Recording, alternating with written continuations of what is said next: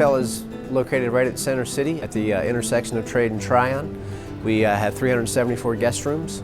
We have just about 200 employees right now, and the hotel was built in 1977 and it became an OMNI in 1998. So our program started in 2012. We started in the offices doing minor recycling, paper and stuff like that. Now we recycle cardboard, we recycle plastics, we recycle glass. I would easily say close to 90% of anything back of the house is recycled. As the program progressed, we wanted to see what else we could do.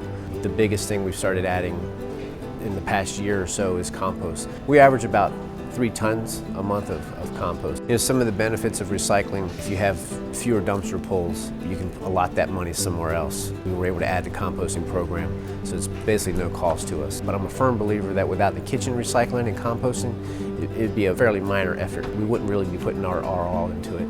We kind of take the steps to make sure our employees know, because we're such a large operation, that we can impact the environment. So we take the steps to kind of show them that we compost, we recycle cans, glass, anything that we possibly can. We make sure they're groomed to, getting to a point where it's old hat.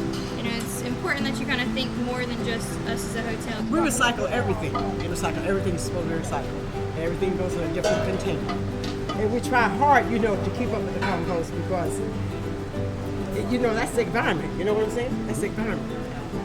And I enjoy doing what I do. I love doing what I do. There's always ways you can't do something, but we've really tried to figure out ways to do things. It's one of the biggest issues was staff training. If you're doing something a certain way for 20 years, and then someone comes in and starts putting out different bins to put stuff in and we're going to separate, it can be a challenge.